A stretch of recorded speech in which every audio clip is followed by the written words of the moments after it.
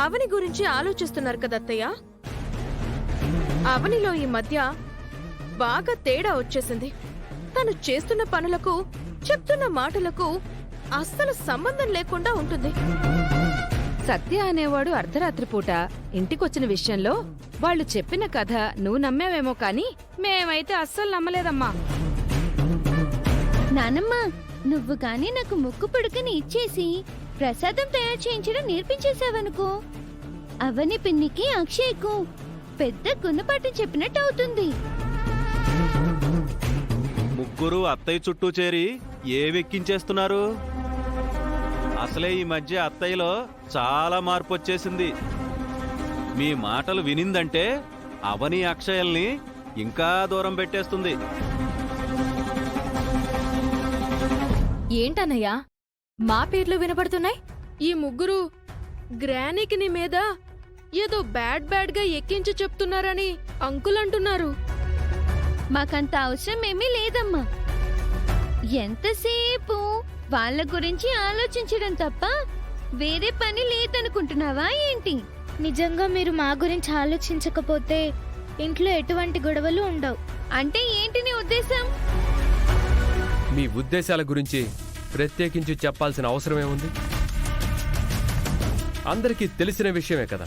మీరు మీ గురించి కంటే మా గురించే ఎక్కువ సమయం కేటాయిస్తున్నారు. బాగా చెప్పావు చిన్నోడా. ఒక్కొక్కసారి ఆలోచించాల్సిన సందర్భాలు వస్తాయి శ్రీకర్. శ్రీకర్ వలన అవని గర్భం దాల్చే అవకాశం లేదని తేలింది. పిల్లల్ని కనే అదృష్టం శ్రీకర్కి లేదని రిపోర్ట్స్ చాలా స్పష్టంగా చెప్పాయమ్మా.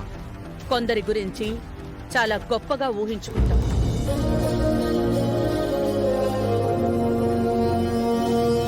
కాని ఊహ వేరు, వాస్తవం వేరు అని తెలిసినప్పుడు తట్టుకోవడం చాలా కష్టం. అమ్మా, నీ మనసులో ఏదో ఉంది, అది మాకు అర్థం కాదు.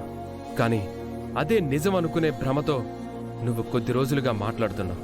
నేను ఏ విషయాన్ని అంత సులువుగా నమ్మను, వినను. ఏదైనా ఆధారం ఉంటేనే మాట్లాడతాను. అయితే ఆ విషయం ఏంటో, ఆ ఆధారం ఏంటో చెప్పమ్మా, మాట్లాడుకుందాం. దేనికైనా సమయం రావాలి. మీరెప్పుడు ఏం అడిగినా దానికి సమాధానం చెప్పడానికి మేమెప్పుడూ సిద్ధంగానే ఉంటాం అత్తయ్య. ఇకపోతే మీతో ఒక విషయం చెప్పాలి. అందుకు మీ అనుమతి కావాలి. ముత్తైదువులని పిలిచి చీరలు కూడా పెడదామని అనుకుంటున్నాను. మీరే ఉంటారు అత్తయ్య. అమ్మే ఉంటుంది, చేసుకోమంటుంది. ఇంతకుముందు ఇలాంటి వ్రతాలు నోములు ఎన్ని చేసుకోలేదు? అయినా ఇంత అర్జెంటుగా వ్రతం ఎందుకు చేసుకోవాలనుకుంటున్నావు?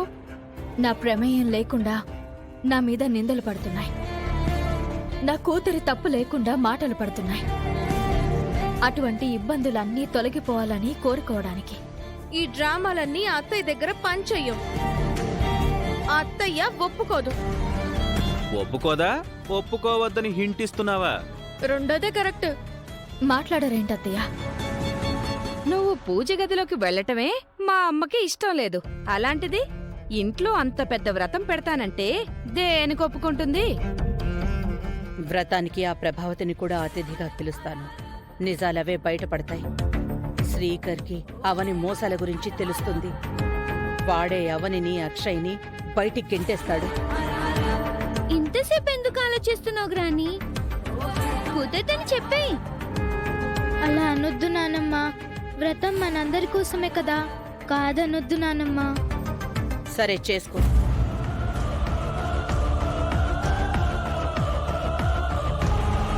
నాకెలాంటి అభ్యంతరమూ లేదు. థ్యాంక్స్ అత్తయ్య. చింటూ, ఏంటంకుల్? ఇటువంటి సమయంలో ఒక సాంగ్ పాడుకోవచ్చు. ఏం సాంగ్? అనుకున్నదొక్కటి అయినది ఒకటి, బోల్తా కొట్టిందిలే బుల్ బుల్ పిట్ట.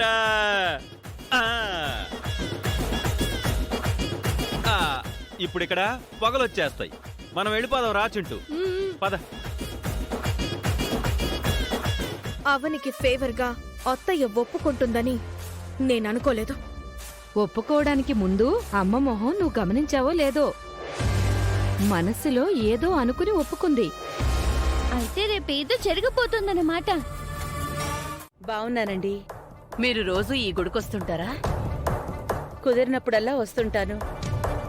ఈ రోజైతే ప్రత్యేకించి మీ గురించే వచ్చాను. అవునా? నాతో ఏదైనా మాట్లాడేదుందా? మా ఇంటికి చిన్న ఆహ్వానం. ఏదైనా విశేషం అండి? నా చిన్న కోడలు రేపు మంగళగౌరి వ్రతం చేసుకుంటోంది. తెలిసిన వాళ్ళందర్నీ పిలుస్తున్నాను. రేపు మీరు కూడా ముఖ్య అతిథిగా రావాలి. నా కుటుంబ సభ్యులందరినీ మీకు పరిచయం చేస్తాను. కొద్ది పరిచయానికే నన్ను మీ ఇంటికి ఆహ్వానిస్తున్నారు. తప్పకుండా వస్తానండి. ఇంతకీ మీ చిన్న కోడలి పేరేంటి? నా కోడలి పేరు ఆగిపోయారేంటి? చెప్పండి. రేపొచ్చినప్పుడు పరిచయం చేస్తాను కదా, అప్పుడు చెప్తాను. ఏదో రహస్యంలా అలా దాచిపెడుతున్నారేంటండి? ఇందులో రహస్యం ఏముందండి? మాది పెద్ద ఫ్యామిలీ కదా, అందరినీ ఒకేసారి పరిచయం చేస్తాననే ఉద్దేశంతో ఇప్పుడు చెప్పడం లేదంతే. సరేనండి. మా address road number 45, house number 35, Jubilee hills. ఓకేనా అండి? గుర్తుంటుంది కదా? ఓకే అండి, గుర్తుంటుంది. ఇక నేను బయలుదేరుతాను. పిలిచినందుకు థ్యాంక్స్ అండి. మీకోసం ఎదురు చూస్తూ ఉంటాను. అలాగేనండి, తప్పకుండా వస్తాను. అలాగే. ఉంటానండి.